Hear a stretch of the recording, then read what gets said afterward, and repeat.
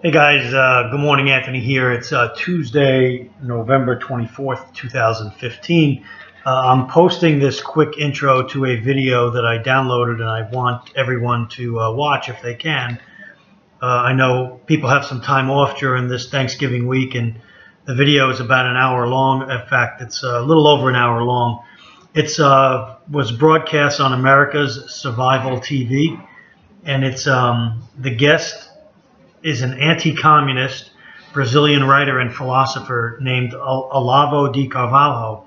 And I think he has a lot to say, and I think you'll like the video. I think if you pay attention to it and find out how Marxism has crept into his country of Brazil over a 15-year period and eventually took over, and how it has crept into almost all of Latin America and now has a strong foothold here in the United States. So I think it provides a lot of insight and direction for us that fight against communism and Marxism and progressivism and socialism, and how it'll help us defend our freedoms here in America. I think it's an important video. Lots of good links to it. I'll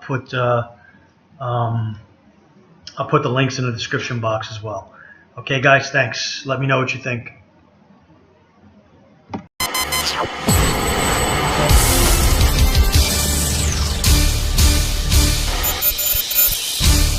Hi, I'm Jerry Kenny, and thanks for joining us for this edition of America's Survival TV on Roku. Our guest tonight is the anti-communist Brazilian writer and philosopher Olavo de Carvalho.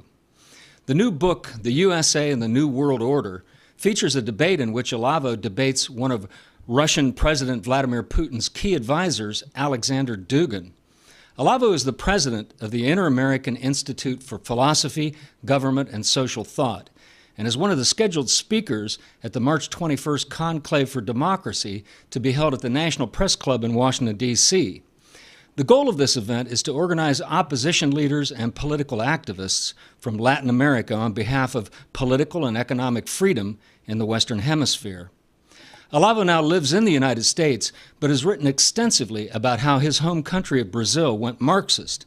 He said that it was through the destruction of high culture, the reduction of universities to centers of communist propaganda, and the country's descent to levels of moral degradation which would have seemed unthinkable before. Well, doesn't that sound familiar?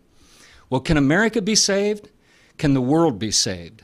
Those are the topics tonight on America's Survival TV. And with that, we'll go to Cliff Kincaid in the Washington, D.C. area.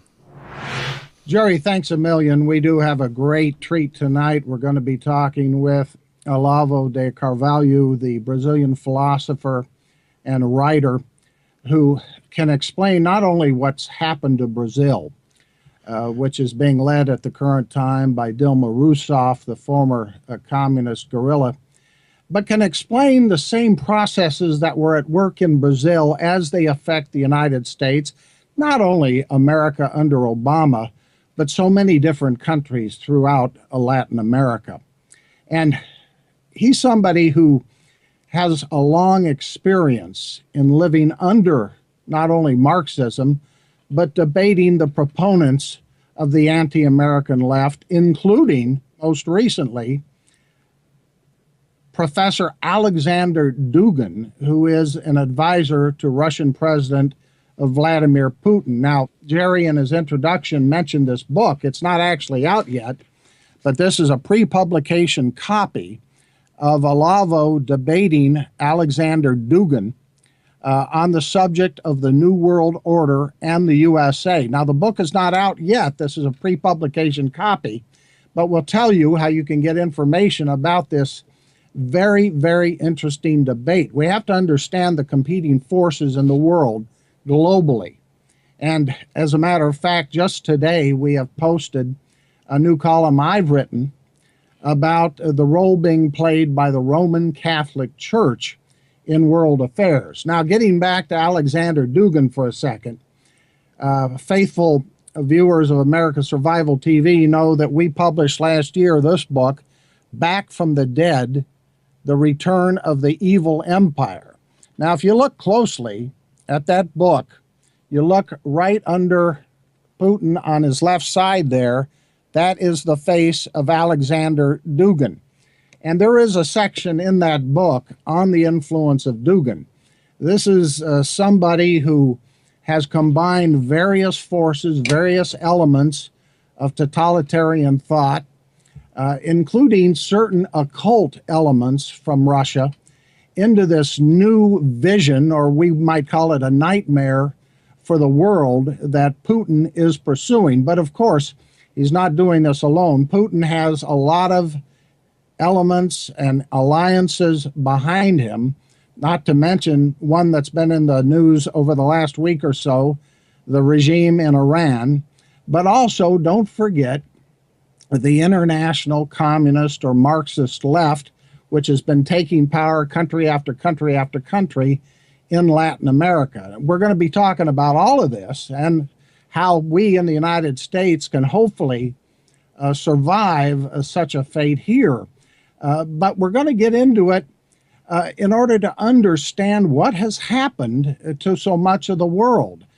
And we are on the road to some kind of, you could call it a world government, some kind of global community. That may be another euphemism.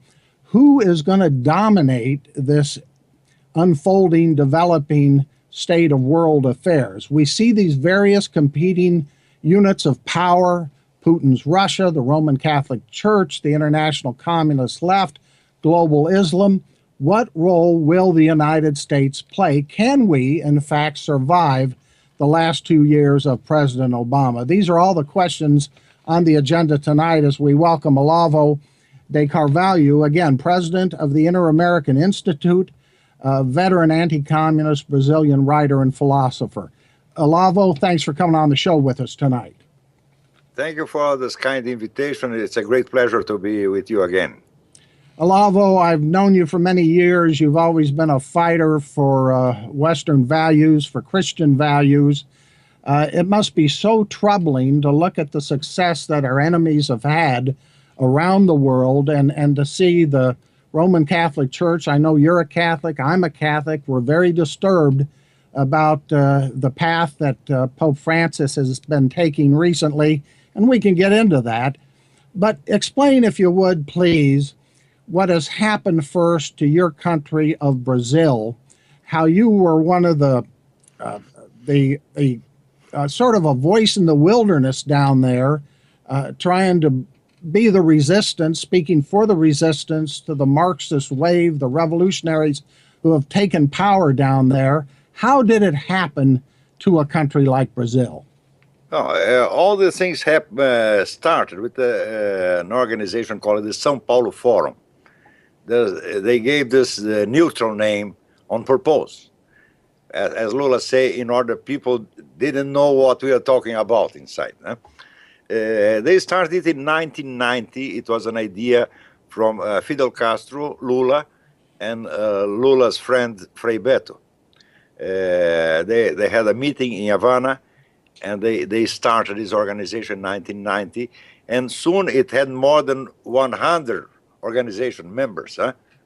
This organization included legal political parties and criminal organizations, drug dealers, kidnappers, like the Chilean MIR, Movimiento de la Izquierda Revolucionaria, and the FARC, the Colombian Revolutionary Armed Forces, who has the monopoly of the drug dealing in Latin America nowadays. With a little help from Mr. Clinton, who helped the Colombian government to fight the drug dealers with the condition of not touching the political organizations. So the cartels were destroyed and the FARC got everything in their hands. In the United States, the tradition of the studies in international affairs and political science is that the subject, the agent of everything are the states. And this is not correct about communist movement, because communist movement existed 60 years before the Soviet Union and survived the Soviet Union. So communism has to be studied with a large world movement, not as only the arm of a government. And in the United States, for decades, even the best students of the matter commit this mistake, understanding communism only with an instrument of the Soviet Union. It is in part an instrument of the Soviet Union, but it has an autonomy. You know, in the year 2000, the French philosopher Jean-François Revel wrote a book, La Grande Parade. I don't know how to translate this in English. How would you say it? La Grande Parade? The Great Parade, where he asked how it's possible that 10 years after the destruction of the Soviet Union, the communist movement is so strong when it should be completely destroyed too. Well, this is the answer. The communist movement does not depend from the Soviet Union. It is an autonomous movement. It includes the Soviet Union, and not is included in it. And it has many ways of action that escape the usual approach of the political scientists and international relations students. Some subtle ways of influencing the culture bit by bit. They learn, you know, in the 20s, the Hungarian philosopher George Lukács proposed some changes in the communist strategy, and he was repelled by the Soviet Union. They said, we don't want this here, but they sent him to Germany, where he founded the so-called Frankfurt School. And the specialty of the Frankfurt School is cultural penetration, cultural destruction. Very subtle and long-term destruction. Destructing all the values, all the beliefs, all the trust, the confidence of people one another, and spread suspicion everywhere, and speak against everything. Yeah? And this was eroding the national American culture and national American pride and so on. It was a very slow process, and most people could not evaluate the strength of the things. This is strength by a cumulative effect along the decades. All this was not autonomous. The Soviet Union was directed the whole process. Very subtle, because the Comintern financed the Frankfurt School. When they created, these people from Frankfurt School created the idea of sex lib and gay rights and so on, Stalin rejected all. Say, I don't want this in the Soviet Union, but I want this in the Western world, because this is destructive. We don't want destruction here, but we want destruction there. And they spread these people all around the world. It's a group of very strong intellectuals, not great philosophers, but people very able to perform the tasks, like Jürgen Habermas and Herbert Marcuse and Walter Benjamin. All of them influenced deeply American movies, especially American movies, since the 30s, with the school of movie writers that was run by John Howard Lawson. And he taught people, we will not make communist movies. We will make normal movies that the American public can accept, but with small and discreet communist messages here and there in every movie. So it's very difficult to find some American movie since the 30s and 40s up to now that you don't find any anti-American message. Olavo, let me recap if I can. So what we're witnessing here in Brazil, Venezuela, the United States, and many other countries throughout the hemisphere and worldwide is the result of a Marxist or communist penetration of our society, our culture, changing the very nature of our culture in order to undermine us, to rot us, corrupt us from within.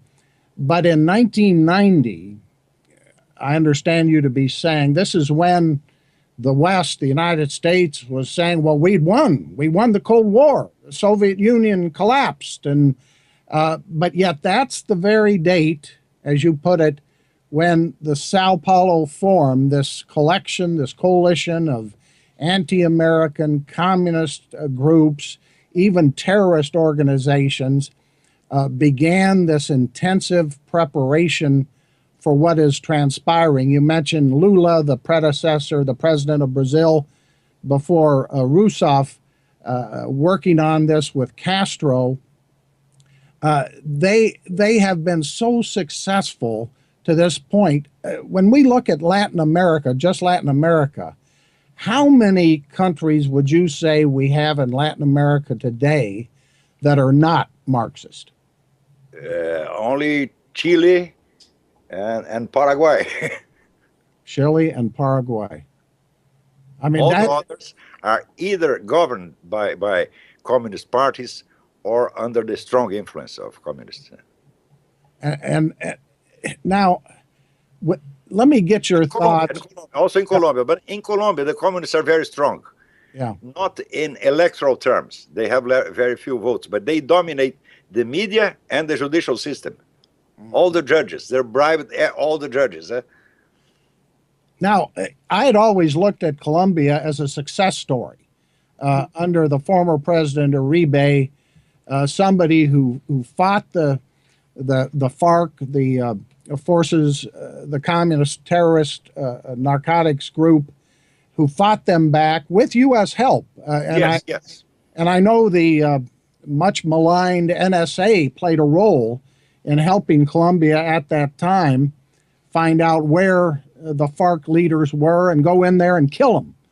We know there was a great success there, yet it seems like when we look at Colombia today, Uribe is out of office. His former associate is now the president, Santos. He's negotiating with the FARC in Havana. What's going on with Colombia? You know, Santos was elected under the slogan, "No más FARC," no more FARC. I was there. I saw the electoral campaign. I helped him in the campaign. It was wonderful to see the enthusiasm of the Colombian people against the FARC. So everybody voted for Santos. He had more than 70% of the votes. It was a great success. And the next day, he betrayed everybody. How do you explain that? Was he secretly an agent of the other side? Was he bribed? Has he been corrupted? I believe he was bribed because he was the minister of the defense in the time of Uribe. And he did a great job against the FARC. But he changed his mind in 24 hours. I can only explain it by bribery or any other secret manipulation. But I don't believe he was always a traitor, always an agent. No, this is impossible. Because it was he the direct responsible for the military destruction of the FARC. Now, let me ask you about one other country which was in the news a couple years ago when Venezuela under Chavez was trying to take control, and that is Honduras. What's the situation there? I don't know what is happening now, but it's not bad. It looks to be normal, stable. They have a stable democracy with a leftist president, but as a moderate guy, he will not persecute his adversaries and so on. So politically it's normal. Huh? Now the Sandinistas are back in power in Nicaragua. The leftists have taken the presidency in El Salvador. I mean, all of this has been happening while the United States and the West gloated in the collapse of communism. Was this part of the deception to get us thinking that we had won? And meanwhile, they made all this progress from their perspective right under our noses in the Western Hemisphere?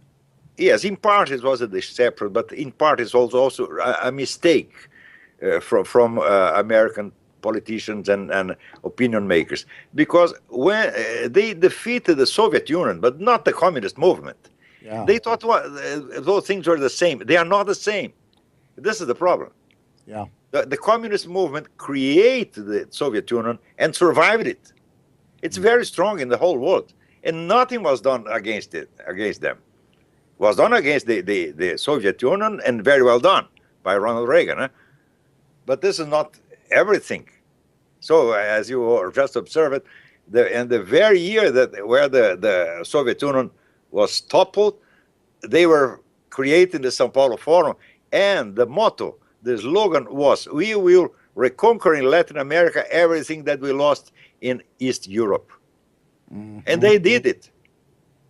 And in the beginning, nobody believed it because, people in Brazil, they read the American press and believe everything. So when they read the Soviet Union is over, they said, there is no more communism. There's no more problem. And I try to explain that the communist movement is not the same thing as the Soviet Union, but everybody say I was crazy. Yeah. When I started writing about the São Paulo Forum, nobody believed it. Yeah, all this I was not the first to investigate this. It was there was a lawyer in São Paulo called José Carlos Graça Wagner, a great friend of mine. He is already dead, but he had a full room full of São Paulo Forum documents, and he wanted to write a book about it, but he had no time. He died, and he gave me part of these documents, and I started publishing. At that time, I had a column in the big Brazilian newspaper, O Globo. And every week I wrote about the São Paulo Forum, and everybody said, you're crazy, this is conspiracy theory, and so on. But in 2000, I believe in 2003, no, 2005, Lula himself made 2 speeches in the celebration of the 15th anniversary of the São Paulo Forum, confessed everything. He told, we have this organization. It's not properly secret, but it's discreet, so that nobody knows what we are talking inside it, and so on. And he told everything. And soon after, there was a video of the 3rd National Congress of the Workers' Party, Lula's party, confessing this São Paulo Forum is the strategical coordination of the left in Latin America. Because when I started writing about this, the Workers' Party reacted, saying, oh, you are lying, the São Paulo Forum is just a club for debates, it has no authority at all, all this is a lie. I said, no, the club of debates does not issue resolutions. And every General Assembly of the São Paulo Forum ended with resolutions that were signed unanimously by 200 parties.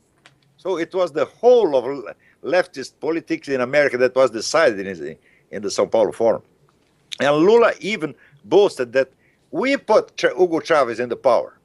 Because Hugo Chavez only entered the São Paulo Forum when the organization was already 5 years old. He was a newcomer. But he was very well received, and people decided to promote him. And they put him in the presidency of Venezuela. And Lula boasted, we did it. So there was a kind of mutual interference in the politics of several countries. The government of one country interfering in another one. This was, for them, was normal. And all this was secret. Ladies and gentlemen, we're talking with Olavo de Carvalho. He's president of the Inter-American Institute. Go to his website at theinteramerican.org, theinteramerican.org. Now, there's so much I'd like to talk to you about. This pre-publication copy of the book, The USA and the New World Order, with your debate with Putin advisor Alexander Dugin, is just fascinating in so many ways. I do want to talk about that, as well as President Obama and his relationship with this international communist movement. Of course, he regards Brazil as a friend, the government of Brazil. He just normalized relations with Castro's Cuba, using Pope Francis as a mediator. Let's get back to the old Soviet Union and Russia today and get your thoughts on that, Olavo, because as I read this debate you had with Dugin, and we'll give you the website where you can read it for yourself up on the internet. And when I read a very interesting article you have posted at your Inter-American Institute website as well, it seems like you've concluded that Dugin has combined, I think as you put it, elements of the old Soviet Union, Tsarist Russia, some esoteric philosophy, some elements of Nazi philosophy. I mean, it looks like he's throwing a heck of a lot of stuff together to keep Russia going and to make Russia into a modern day imperialist power. Is that a correct reading? Yeah. I believe that ideologically or philosophically, Dugin's thought makes no sense at all. But it makes very good sense in the strategical point of view, because he's a great strategist. And his strategy is to gather everybody that has something to do or to speak against the United States. And gather everybody, communists, Nazis, Muslim, fascists, traditionalists, everybody. And he is well received in all these groups. And this is his magic. We will not discuss our difference, because we have we have to first to destroy the great Satan, that is the United States. He creates many strange theories that there are some Atlantic powers and terrestrial powers, and the terrestrial powers are the good guys, and the Atlantic are the bad guys, and we have to destroy the Atlantic. Well, the Atlantic are the United States and Great Britain. The most extraordinary thing is that he is very well received in very different groups. Can you imagine communists, hardline KGBs, sit on the same table with the French New Right? And traditionalists, disciples of René Guénon and Julius Evola. And he is able to gather all these people and to make all them to speak like friends, because they are all against the United States. This is a work of genius, but it's not properly an ideology, and it's not a philosophy. It is a strategic conception. And let's talk a little bit about the Muslim. He inspired in part in Stalin, because few people know that Stalin did a great job with several nations in the Soviet Union. He stimulated nationalism in each of these nations, and national culture and so on. The more nationalist they became, the more attached to the Communist Party. And so he conciliated different interests, completely antagonistic. And Dugin is doing exactly the same thing. Now, let's look at a couple elements of this Dugin approach that Putin seems to be following. What is Israel a target? Clearly, the Iranian nuclear weapons program wouldn't be where it is without Russian support. Russia has provided the nuclear reactors. Russia provides diplomatic support. What is Russia's role vis-a-vis Israel, and what is the ultimate aim here? Is it to destroy Israel? And in your view, I know you're a supporter of Israel as I am. Do the Israelis, and they're coming up on an election in just about a week or so, do the Israelis realize the role being played by Russia in all of this? I am not sure if they are aware of this thing, but you know, my main thesis in this debate was that there are three big globalist schemes in the world. There is the Western scheme, the Bilderberg, the George Soros and Rockefellers and these people, and then there is the Russian-Chinese scheme, that is a hair of the old communists, and there is the Islamic scheme, and they are competing. Sometimes they are competing, sometimes they are collaborating, and the only countries which have condition to resist this are the United States and Israel, because they have a strong national consciousness, the awareness, they have traditions, and they have reason to fight. All the others are yielding before this powers. You know, the European Union is itself an instrument of globalism, and we see no resistance except in the United States, in part of the United States, let's say half of the United States, the other half is globalist, and in Israel. And so they have to destroy, absolutely to destroy the United States. In order to destroy the United States, they have to destroy Israel first. But it's not only Russia who wants this. Russia wants this, and the Muslims want this, and the Western globalists want this too. Because they cannot stand any kind of national identity. Well, Israel has a very strong national identity, and they have 5,000 years of reasons to have a national identity. They will not accept this kind of globalist authority over them. Never. And the Americans will not accept it either. And so these are the main obstacles, the United States and Israel. So you have three great schemes. Well, and the Catholic Church could be and would ideally be the main center of resistance to these three schemes. But it looks to be adhering already to these things. Owing to this hope. And that's Olavo, that's the subject of a column. I've written a couple articles about this. I've got one up today about how a leading Marxist writer has actually written a long piece. Let me grab his name here. Has written a long piece. I quote it in my own article as referring to the capture by, quote, progressive forces of the Vatican. And this Marxist says that in his view, Pope Francis, who comes from Argentina, who's a Jesuit, is part of a process to take over the Vatican, to use it on behalf of these progressive forces internationally.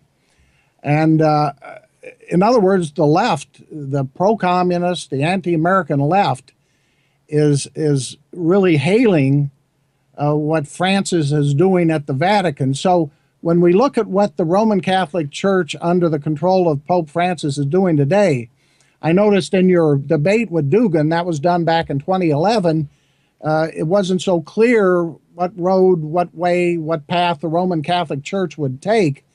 Do you believe Francis today has been captured by the Marxists, or is he just confused and going back and forth and doesn't truly understand the global power struggle he's in? I believe he's confused. I believe he's not a very intelligent man. And he loves publicity. This is the problem. He's a vain man. It's obviously. He tries to pretend he's a very humble guy, but this is not true. He loves to be seen and applauded. He craves this. And this is the easy victim for these manipulators. But we have to take into consideration the fact that the infiltration of communists in the Catholic Church began in the 20s. Yes. We have now 90 years of infiltration. So in the 60s, in the Second Vatican Council, they were already very powerful. They control almost everything.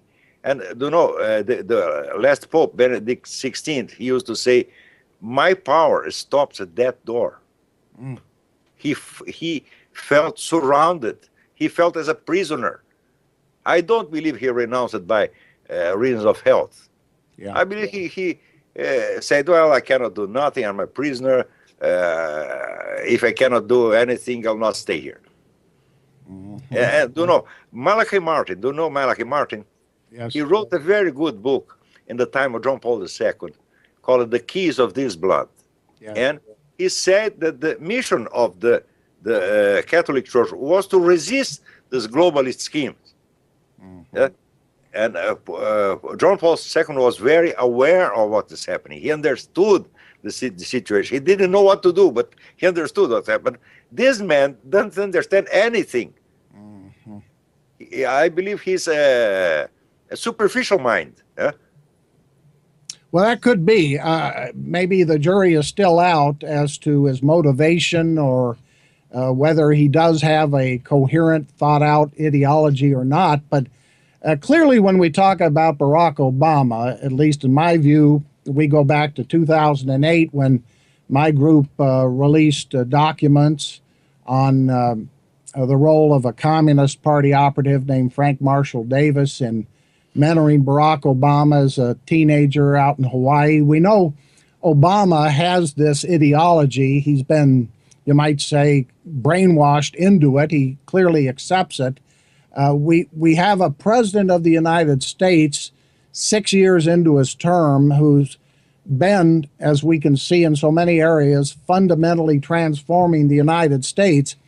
As somebody, Olavo, who's been here for several years and who came out of Brazil, seeing the process underway there, what parallels are there between the United States and what happened in Brazil, and what can we do to resist or effectively counter it? Well, in 2008, I had the impression that, well, this guy is a Brazilian politician. In Brazil, we are used to this level of dishonesty and mendacity and so on, and Americans are not. Mm-hmm. They cannot believe a guy can be so dishonest. And I said, well, they will need some time to get adapted to the situation, adapt their eyes to the situation and see what's going on. But if a guy can be elected president of the United States with false documents and with hiding most of his biography, and nobody can even ask him about it, well, and so the nation is defenseless against this kind of scheme. Yes. And this is the problem here. This guy is a level of malice, weakness that the Americans are not used to, but they have to get used fast. Otherwise, the same thing that happened in Brazil will happen here. Because in Brazil, now people might say, "Oh, come on, Brazil's still a democracy. You've still got elections down there in Brazil. We have elections up here. We can elect a Republican Congress. Obama's going out of office in 2 years. We can elect a Republican president. Everything's going to turn around." Well, turn around, but during 8 years, he can do a lot of things, a lot of destruction. Yeah. And then you have a new president. This president will take 20 years to correct all the problems that Obama created. He did a great harm to the United States. This was not free. This will cost lots of money and lots of time and lots of human effort. And all this could be avoided if in 2008, the first one who published something about Obama's documents was a lady called Debbie Schlussel. And everybody thought she was a little crazy. Yeah? And I say, well, she's crazy, but she's telling the truth. The document is really false. You can see with your own eyes. But nobody wanted to believe because this was too bad. This was looking even too stupid. He said nobody will try to dupe us with such a childish trick. Well, they did the childish trick and it worked. This is the fact. Yes. Now, whether his documents are real or not, I think my argument would be we knew enough about him, even back in 2008, if the media had paid attention to our reports on his relationship with Frank Marshall Davis, his ties to the Democratic Socialists, the communist terrorists in Chicago. I mean, I can go down the list. We knew all that. We knew about his connections to pro-Arab terrorist groups, pro-PLO groups, and still we couldn't get the major media to pay attention, not even the conservative media for the most part. Nobody wanted to believe it. Yeah, nobody wanted to believe it. This is too bad to be true. This should be, maybe is a right-wing conspiracy. Yeah, well, so, I mean, this all sounds sounds almost pessimistic, though. Now, but in terms of what we can do here, explain to our viewers, as somebody who came out of Brazil, up here in the United States, we see stories about, well, Brazil just went through another election, and you had a very close election there on the presidential contest, and Dilma Rousseff. It was not an election, because if the counting of the votes is secret, you cannot trust it. This is not a real, it's not a normal election. It's not a legitimate election. This is a fraud, a complete fraud. Mm-hmm.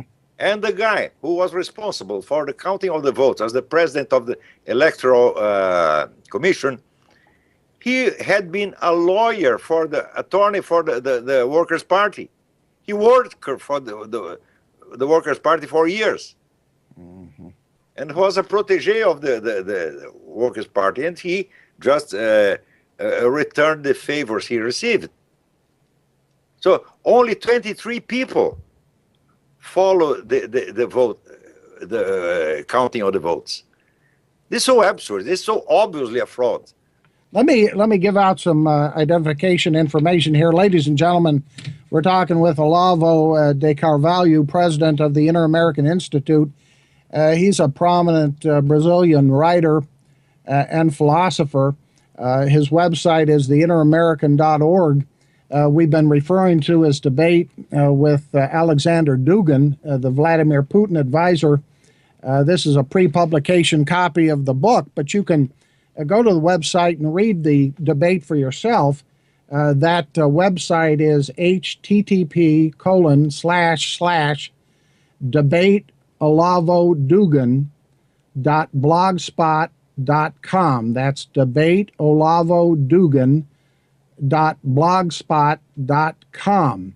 Again, it's important. It's fascinating to read this debate and understand in concrete terms what Dugin is up to, and who are the global players in this unfolding drama, this global power struggle. Is there, Olavo, any way in your view at this late date that we can avoid what looks like is coming, a world socialist regime or dictatorship of some kind? Of course, we can always do something. We can always fight. But the problem is that you have to get your eyes used to the new situation. If people don't believe, there are people that are so wicked, more wicked than they can imagine, they will not fight them. This is the problem. It's a problem of vision. Get your vision, use it to a new level of dishonesty. An upgrade of dishonesty. And this is happening before our very eyes. And in Brazil, in the beginning, nobody wanted to believe me because they had the same reaction. Oh, this is too bad to be true. Yeah. It took more than 15 years in order people to begin to pay attention to what I was saying. Now, during this meetings in the streets, thousands of people in the street, they show pancards, how do you say, cartazes? Cartazes, como se diz? They began inscription, Olavo is right. Everybody, now everybody knows I was saying the truth, but it took more than 15 years. And here you have the same difficulty. You have to insist and insist and insist and never give up. Never, never, never, never, never. It's not a matter of ideology. It's not a matter that we are the right and they are the left. We are telling the truth. We are telling the facts. And they are lying. This is the main point. How much resistance is there in Brazil? Now, today there was news from the government itself. What the support for Dilma now? 7%. 7%. So 93% of the Brazilians are against Dilma Rousseff. And yet she just won that election, according to the official count. Didn't she get about 52% of the vote? She won no election at all. Okay. How can you say that? How can we accept a secret counting of votes? Totally fraudulent. Totally fraudulent. Yeah. We can never accept this. An election has to have transparency. Everybody has to have access to the counting of the votes and verify it, and then we accept, well, you won. We count the votes and you won. That's okay. But we cannot count the votes. We cannot even see the votes. And the machines are programmed not to be audited. They cannot be audited. So it's useless to count the votes now, because only the votes that are registered in the machines, only final results are there. These are the Smartmatic machines? Smartmatic machines, yeah, that. And by the way, on that point, let me mention before I go to my co-host Jerry Kenny for some questions. Ladies and gentlemen, if you go to our website, usasurvival.org, you'll see we have a story up there about this upcoming event called the Washington Conclave for Democracy. It's in Washington, D.C. at the National Press Club on March 21st. It'll be from 1 o'clock to 5 o'clock. That's a Saturday, March 21st, at the National Press Club in Washington, D.C.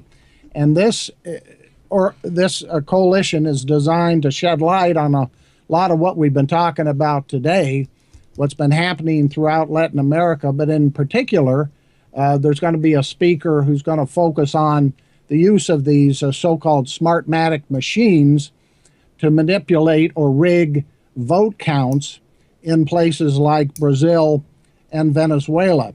Olavo is going to be one of the speakers at this event. I'm going to be there myself. And so we encourage you to, if you're in the Washington area, want to come. I've talked to the organizer, and we have his contact information there. He says it's open to the press and the public, and this will be a very important opportunity to hear from speakers from around Latin America about the stakes and how this ultimately will affect the United States. Jerry? Yes, Olavo, with country after country going communist in Latin America, how much longer until Mexico becomes Marxist? Or are they holding Mexico back because that might just be a little too obvious to Americans?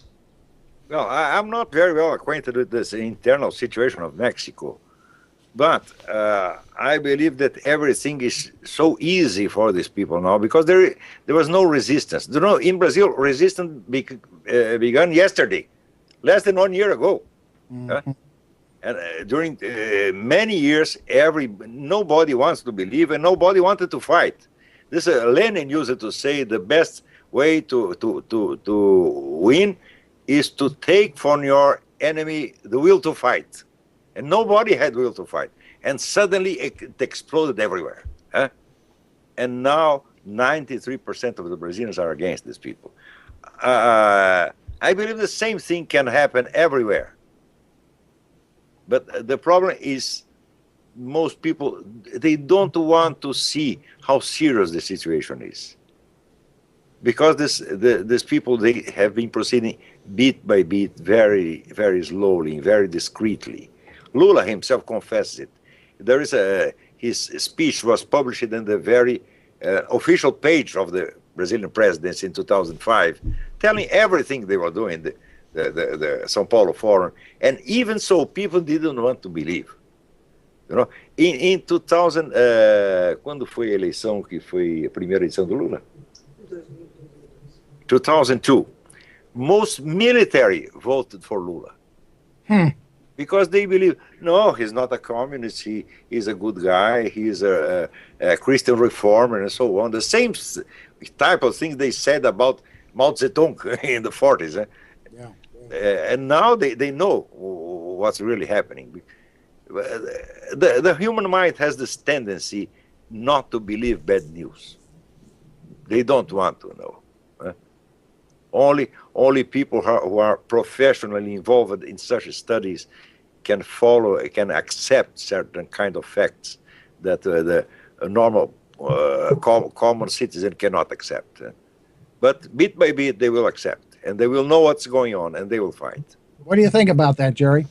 You know, I think that you know, when we talk about Mexico in particular, as I was saying, maybe part of the situation in Mexico is different because Mexico has a little bit of a safety valve, and that is that if people are unhappy in Mexico, regardless of what happens, they just migrate to the United States if they can. But I mean, the frightening thing is that it certainly appears as though we have a Marxist in our own White House. So I don't even know if Mexico going Marxist would be enough to frighten Americans into waking up. Yeah, Mexico does not need to become Marxist because the United States are becoming Marxist. It's a sad thing to say, and like you, Olavo, I was very hopeful that the Roman Catholic Church would lead the resistance to these various schemes. This is the church mission, huh? Yeah. It's tragic to see what's happening with the Pope making statements against capitalism, embracing all this so-called climate change rhetoric about how capitalism is destroying Mother Earth. At this World Conference of Popular Movements at the Vatican last October, that I write about in my column today, the Pope met with what Armando Valladares calls Marxist revolutionaries. They were there in the Vatican with the Pope. The Pope met with them. He highlighted their, quote, struggle. He met with Evo Morales, the Marxist president of Bolivia, who, when he was reelected last year, gave credit to Fidel Castro and Hugo Chavez. But let me ask you this. When we look at the fact that Marxism doesn't work economically, and we see what's happening in Brazil, but even equally significant in Venezuela, where the economy is just deteriorating by the day, is the corruption of the communists enough to wake a lot of people up? I believe this is another problem with the American vision of these things. Because economic failure can topple a government in a democracy, but not in a dictatorship. A dictatorship gets stronger when it fails economically. Because if the people have nothing to eat, they have no money, they cannot organize themselves and react. They're weakened. So for a dictator, economic failure is good. But in a democracy, of course, if let's say the price of the gas goes very high, people get revolted. But if you have a dictatorial system that dominates the country, misery, poverty is good for them. So no matter how many economic failures they have, no matter how much corruption, it's not going to threaten their rule. Economic failure can be a political gain. But corruption is another thing. Because when people hear about corruption, they feel they were robbed, and they get revolted. But so poverty is one thing, economic failure is one thing, and corruption is another thing. It's corruption that is destroying the Worker Party's system in Brazil. Because people are really angry with this. But as long as the Workers' Party runs the electoral process and can count the votes, they'll never give up power. I believe they'll never give up. They have to be toppled by a direct popular intervention. I don't believe very much in a military intervention, but I believe in popular intervention. They have to expel these people from political life forever. Now, what do we do, though, in the meantime about Vladimir Putin invading Ukraine? The United States under Obama refuses to even provide weapons to the Ukrainians to defend themselves. As long as Obama is in the president, you can do nothing. The United States are lost. This guy, the other day, he said that Venezuela is a threat to the United States. It's not. Venezuela is a threat to Brazil. What's a threat to the United States is Russia and China and the Muslim world. But he cannot say this. So see, he blames Venezuela, a little country. This is of course, is disinformation. Venezuela is no problem for the United States, but Russia and China are. And because Russia and China are acting by means of Venezuela. Venezuela is an instrument for these people. Venezuela is not the active agent of the situation. It's an instrument only. But Obama will never say this because he is trying to collaborate with Russia and China and with Iran and so on. He's obviously against the United States. It's one needs to be blind not to see this. Yes. Well, it's an extraordinary situation we have with a Marxist in the White House in the United States. The failure by so many in our political system and our media, including on the conservative side, to recognize what's happening. I agree with you totally. There's still people who just can't bring themselves to admit we have a Marxist in the White House, and to react accordingly, to call him that, to say it like it is. That's why I like you so much and your work. You're not only on target, but through your writings, this debate with Dugan, you offer a coherent philosophy of countering this dangerous alliance against the United States, against Israel and our allies. You understand the basics of what it's going to take to save Western or Christian civilization. It's the same thing that Armando Valladares, who served 22 years in prison in Castro's Cuba, said in his column that I quote today.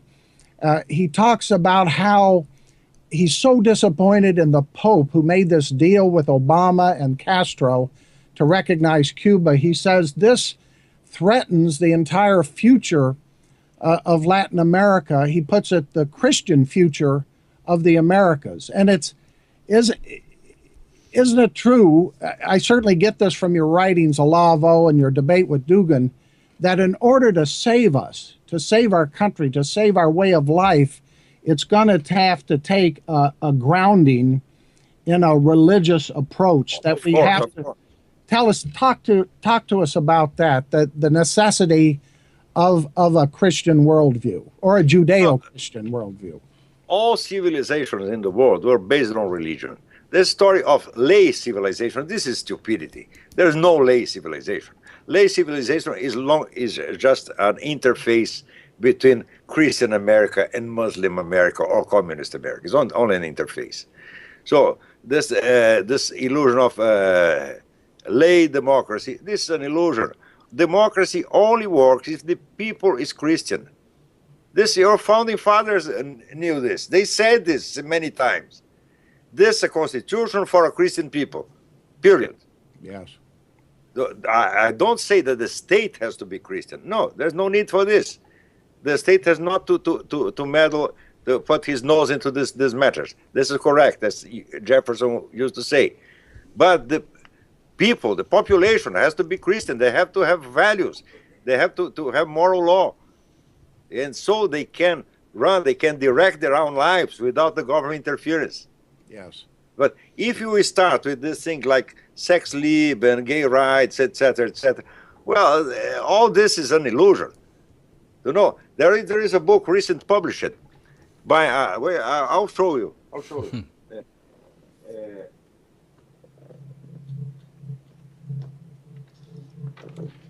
This guy, David Richards, is a gay ideologue in Great Britain.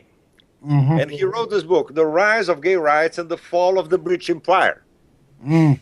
And he said, we, the gays, we toppled the British Empire. And he's right.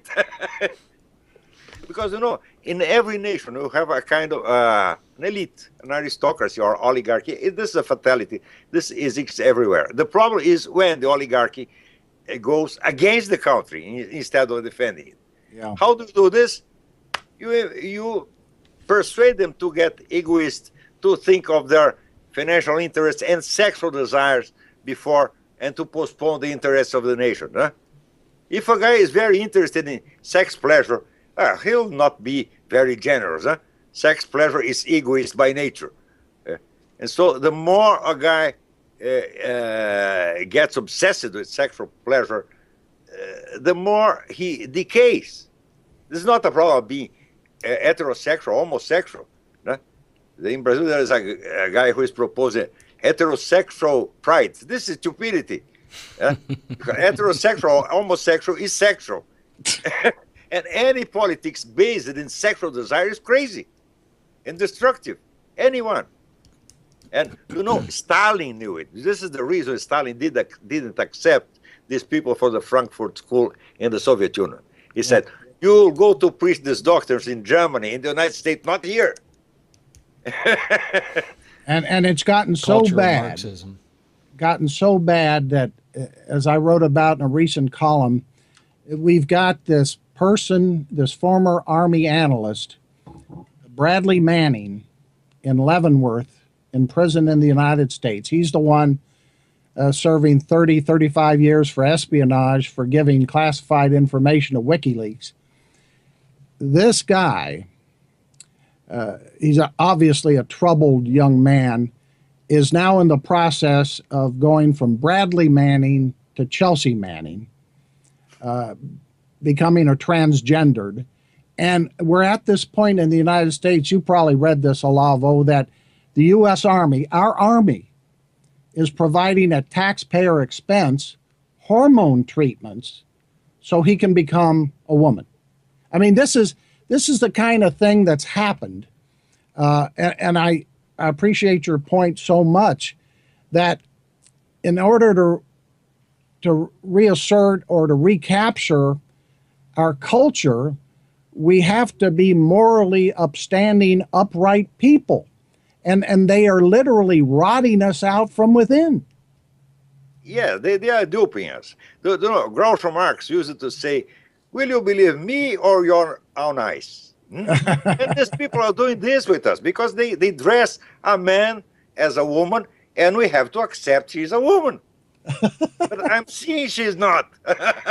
I cannot believe my eyes. I have to believe the government. This is absurd. This is an attack to human intelligence, an attack to human consciousness. This is a crisis of anthropological dimensions. Huh? It is. I mean, the idea that two men can get married? No, two men. 3 men. In Thailand the other day, there was a marriage of 3 men. And what, not 4 or 5 or 25 or 150, eh? A lot of men, all naked, doing group sex. This is now a family. Oh. They want us to accept this, and seriously, we cannot laugh. Huh? If you laugh, you are homophobic. Ah! They're forbidding us to see with our own eyes. Yeah, you're right. I mean, we're being taught to disregard what we see, what we know to be true, what we know to be based on morality and tradition.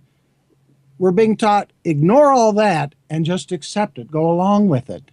As we slide, I think it was the famous judge who didn't make it to the Supreme Court, Robert Bork, put it in his book, Sliding Towards Gomorrah. We're sliding into the abyss. And yet, so many of us are afraid to say, stop, we can't do this. We've got to save ourselves. We've got to save our country and our civilization, everything. We have to save our brain. Everything is on the line. Jerry, what do you think? Well, I think that people really need to understand what cultural Marxism is. You know, it's there is a reason that they're trying to degrade, our culture for political purposes. As you said, that's what it's all about. And there was a quote expert that was on the radio the other day, a psychologist, psychiatrist, I don't know what she was, but she was trying to explain to the audience here locally how prostitution should be legalized. And at that time, I'd had just about enough. And I called her and I said, you experts are the ones that are probably responsible for sending more people down the road to destruction. And I think that's what Americans have to look at. We have to look at our institutions, our universities, these quote unquote experts that tell everybody if it feels good, do it, and take a look at the impact that it's having on our nation. But when you destroy the culture, you destroy the nation. Of course.